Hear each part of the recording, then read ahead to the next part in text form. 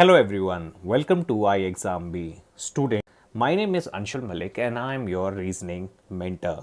Student, जैसा कि आप सभी जानते हैं कि IICR असिस्टेंट का नोटिफिकेशन ऑलरेडी आउट है। अगर आपने अभी तक इस फॉर्म के लिए अप्लाई नहीं किया है तो प्लीज़ अप्लाई कर दीजिए। स्टूडेंट्स, आज की वीडियो में हम रीजनिंग की सीरीज़ को कंटिन्यू करेंगे, जहां पर हम लेटर एनालॉजी को डिस्कस करेंगे। मैं आपको बता चुका हूं कि एनालॉजी बहुत इम्पॉर्टेंट टॉपिक है। यहाँ से आपको 2-3 क्वेश्चन देखने को मिल जाएंगे based on letter analogy, number analogy और अल्फ़ा न्यूमेरिक एनालॉजी। तो हम बाकी वीडियोस में और चीज़ें भी कवर करेंगे, पर आज की वीडियो में हम हर तरीके के कॉन्सेप्ट को डिस्कस करेंगे जो लेटर एनालॉजी से आते हैं।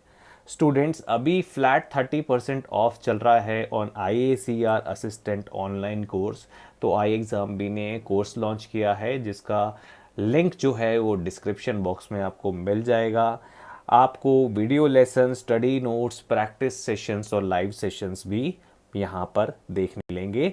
तो आप जल्दी से एनरोल कर लीजिए, डिस्क्रिप्शन बॉक्स में डेमो कोर्स विजिट कीजिए और डेली लाइव क्लासेस लगाकर आप इस बैच का पार्ट बन सकते हैं।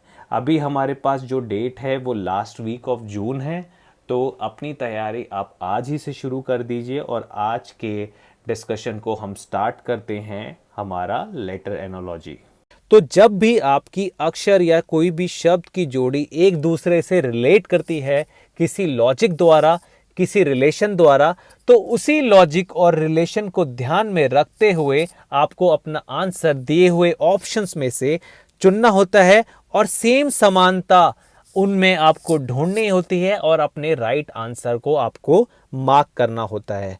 सारे क्वेश्चन लेटर एनालॉजी के सही करने हैं तो आपको place value of English alphabet आनी चाहिए। आपको पता है कि 26 अल्फ़ाबेट होते हैं अंग्रेजी में, ए से लेकर जेड तक। तो उनकी प्लेस वैल्यू आपको पता होनी चाहिए कि ए को हम 1 से रिप्रेजेंट करते हैं, जेड को 26 से रिप्रेजेंट करते हैं। साथ ही साथ आपको विपरीत अक्षरों का भी पूरा ज्ञान होना चाहिए। आइए समझते हैं आपकी लेटर एनालॉजी को with the help of some questions. दोस्तों, अगर आपका DEFGHIJK के बराबर है तो आपको QRST की जोड़ी अपने दिए हुए ऑल्टरनेटिव में से फाइंड आउट करनी है। तो आप यहाँ पर लॉजिक अप्लाई करने की कोशिश कीजिए। आपको पता है कि प्लेस वैल्यू के कॉन्सेप्ट से आप इन क्वेश्चनों को मास्टर या फिर इन पे जीत हासिल कर सकते हैं। तो मैं यहाँ पर DEFG को लिख लेता हूँ। आपको सबकी प्लेस वैल्यू मालूम है कि D की 8 होती है, E की 5, F की 6 और G की 7। आप सभी प्लेस वैल्यू में से अगर 4 को ऐड करेंगे, यानी D में आप 4 को ऐड करेंगे तो आपको यहाँ पर H मिलेगा। सिमिलरली अगर आप E में 4 को ऐड करेंगे तो भाई आपको यहाँ पर I मिलेगा। F में जब 4 को ऐड करेंगे तो आपको यहाँ पर J मिलेगा और G में जब आप 4 को ऐड करेंगे तो आपको यहाँ पर K मिलेगा। तो आपको अपना लॉजिक मिल गया कि अब भाई हर लेटर में मुझे 4 को ऐड करना है। तो सेम लॉजिक आप QRST में लगा सकते हैं। आप Q में जब 4 को ऐड करेंगे तो आपको यहाँ पर U मिलेगा। R में जब 4 को ऐड करेंगे तो आपको V मिलेगा। S में 4 को ऐड करने पर आपको W और T में 4 को ऐड करने पर आपको X मिलेगा। तो आपका आंसर हो जाएगा UVWX। Therefore option 4 is correct. दोस्तों, अगर आपका BD T से रिलेट करता है किसी लॉजिक या रिलेशन द्वारा तो आपको AE के लिए सही आंसर निकालना है। तो आपका सबसे पहला काम होना क्या चाहिए, आप अक्षरों को प्लेस वैल्यू से असाइन कर दो। आपको पता है कि B की प्लेस वैल्यू भाई 2 होती है, D की प्लेस वैल्यू आपकी 4 होती है। अगर आप 2 का स्क्वायर करेंगे तो आपको मिलेगा 4 और D का स्क्वायर करने पर यानी 4 का स्क्वायर करने पर आपको मिलेगा 16। और अगर आप 4 और 16 को ऐड कर दोगे तो आपको मिलेगा 20 और आपका 20 जो है वो T के बराबर होता है, क्योंकि T की प्लेस वैल्यू होती है 20। आपको यही सेम लॉजिक AE के केस में अप्लाई करना है। A की प्लेस वैल्यू आपको पता होती है 1 है, 1 का स्क्वायर करेंगे तो आपको मिलेगा 1। E का आपको पता है कि 5 इसकी प्लेस वैल्यू है, तो 5 का स्क्वायर करेंगे तो मिलेगा 25। 1 और 25 को जब आप ऐड करेंगे तो आपको मिलेगा 26 और भाई 26 तो Z के बराबर होता है। तो आपका सही आंसर हो जाएगा option number 4, that is Z। दोस्तों अगर आपका UA IM से रिलेट करता है तो ZB के लिए कौन सा ऑल्टरनेटिव ठीक होगा? आपको यहाँ पर रिलेशन निकालना है, आपको लॉजिक निकालना है। तो अगर आप U की प्लेस वैल्यू में से 12 को माइनस कर दोगे, यानी 21 में से 12 को माइनस कर दोगे, तो आपको पता है कि आपको मिलेगा 9। और 9 किसके बराबर होता है? I के बराबर होता है। सिमिलरली अगर आप A में यानी 1 में 12 को ऐड कर दोगे तो आपको मिलेगा 13, जो आपके M के बराबर होता है। इसलिए मैं कहता हूं भाई प्लेस वैल्यू आपको पता होनी चाहिए। तो आपको -12 और +12 का लॉजिक मिल गया। सेम आप ZB के केस में ये लॉजिक अप्लाई कर सकते हो। आप यहाँ -12 करो और यहाँ पर भाई आप +12 करो, तो 26 में से जब आप 12 को घटाओगे तो आपको यहाँ पर 14 मिलेगा, जो N के बराबर होगा। और 2 में जब आप 12 को ऐड करोगे तो भी आपको 14 मिलेगा, जो N के बराबर होगा। तो आपका सही आंसर हो जाएगा N। Therefore option number 3 is correct. अगर आपका पाम RBNN से रिलेट करता है तो आपका हैंड इन दिए हुए ऑल्टरनेटिव में से किससे रिलेट करेगा? तो सबसे पहला काम मेरा क्या होगा, मैं अपने पाम शब्द को यहाँ पर लिख लूंगा और मुझे सबकी प्लेस वैल्यू तो मालूम है ही। उसी के नीचे उसकी एनालॉजिकल फॉर्म को लिख लेते हैं जो हमें दे रखी है RBNN। तो अगर आप P में 2 को जोड़ोगे तो आपको यहाँ पर R मिल जाएगा। सिमिलरली अगर आप A में 1 को जोड़ोगे तो आपको B मिल जाएगा, और अगर आप L में 2 को जोड़ोगे तो आपको N, और M में 1 को जोड़ोगे तो आपको N मिल जाएगा। तो आपको पता चल गया कि आपको लॉजिक लगाना है +2 +1 का ऑन ऑल्टरनेट बेसिस। तो सेम आप हैंड के केस में ये लॉजिक अप्लाई कर सकते हो। आप यहाँ पे +2 को ऐड करोगे तो आपको यहाँ पर मिलेगा J। आप A में +1 ऐड करोगे तो आपको मिलेगा B। यहाँ पे +2 को ऐड करने पर आपको मिलेगा भाई P, और यहाँ पे +1 को ऐड करने पर आपको मिलेगा E।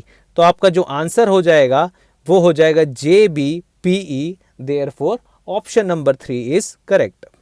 स्टूडेंट्स अगर आपका JHINGE से रिलेट करता है तो DBU किस वर्ड से रिलेट करेगा? तो आपको लॉजिक यहाँ पर निकालना है। आपको पता है कि भाई प्लेस वैल्यू हुई एक ऐसी चीज है जिससे मैं अपने आंसर को फाइंड आउट कर सकता हूं, या फिर मैं क्रॉस पैटर्न भी लगा के अपना आंसर फाइंड आउट कर सकता हूं। तो यहाँ पर दोनों का यूज हुआ है। आप यहाँ पर ध्यान से देखें, मैं JHI को यहाँ पर लिख रहा हूं और उसी के नीचे NGE को लिख रहा हूं। अगर आप J की प्लेस वैल्यू में से 5 को सब्ट्रैक्ट करेंगे तो भाई आपको मिलेगा E, जो आपको यहाँ पर दे रखा है। सिमिलरली I की प्लेस वैल्यू में जब आप 5 को ऐड करेंगे तो आपको मिलेगा 14, which is equal to N, जो आपको क्रॉस पैटर्न के द्वारा यहाँ पर दे रखा है। सिमिलरली अगर आप H की प्लेस वैल्यू में फेस टू फेस पैटर्न लगा के -1 करेंगे तो आपको मिलेगा G। तो आपको अपना लॉजिक मिल गया कि कहाँ कहाँ आपको क्रॉस और कहाँ कहाँ फेस पैटर्न लगाना है। सिमिलरली आप DBU के केस में भी यही सेम लॉजिक अप्लाई करेंगे। जब आप -5 करेंगे D की प्लेस वैल्यू में से तो आपको यहाँ मिलेगा Y। U की प्लेस वैल्यू में जब आप 5 को ऐड करेंगे तो आपको यहाँ पर मिलेगा Z, और B की प्लेस वैल्यू में जब आप -1 करेंगे तो आपको यहाँ पर मिलेगा A। तो आपका आंसर हो जाएगा ZAY। Therefore option number 4 is correct. Students अगर आपका RUIF से रिलेट करता है तो GD दिए हुए ऑल्टरनेटिव्स में से किससे रिलेट करेगा? तो आपको पता है, आपको प्लेस वैल्यू और अपोजिट लेटर्स का कॉन्सेप्ट मालूम होना चाहिए इन ऑर्डर टू मास्टर आपकी लेटर एनोलॉजी। तो यहाँ पर अपोजिट लेटर्स का कॉन्सेप्ट यूज हुआ है। अगर मैं RU के नीचे उसकी एनोलॉजिकल फॉर्म को लिख दूं और यहाँ पर अपोजिट लेटर्स देखूं कि भाई R के अपोजिट I होता है और U के अपोजिट F होता है। अगर आपको अपोजिट लेटर्स का कॉन्सेप्ट मालूम नहीं है तो आप कोडिंग डिकोडिंग की बेसिक वीडियो में जाकर इस कॉन्सेप्ट को मास्टर करो। यही सेम लॉजिक आपको GD के केस में अप्लाई करना है। आपको दोनों के अपोजिट लेटर्स फाइंड आउट करने हैं। G का अपोजिट होता है भाई T और D का अपोजिट होता है W। तो आपका जो सही आंसर हो जाएगा वो TW हो जाएगा। Therefore option number 4 is correct. Students, अगर पनिश आपका PTR JRK के बराबर है तो सेम लॉजिक अप्लाई करके आपको रैंडम की एनालॉजिकल फॉर्म इन चारों ऑप्शंस में से ढूंढनी है। तो सबसे पहले हम दिए हुए वर्ड और उसकी एनालॉजिकल फॉर्म को एक दूसरे के नीचे लिख लेते हैं। तो आपको यहां पर दे रखा है पनिश, जो मैं यहां पर लिख रहा हूं, आप भी अपनी नोटबुक में लिख सकते हैं। और उसके साथ ही साथ आपको इसकी एनालॉजिकल फॉर्म दे रखी है PTR JRK। तो आपको यहां पर क्रॉस पैटर्न का यूज करना पड़ेगा और फेस टू फेस पैटर्न का भी यूज करना पड़ेगा in order to find your right answer. अगर आप P की प्लेस वैल्यू में 2 को ऐड कर देते हैं तो आपको R मिलेगा क्रॉस टू क्रॉस पैटर्न द्वारा। सिमिलरली अगर आप N की प्लेस वैल्यू में 2 को ऐड कर देते हैं तो आपको P मिलेगा।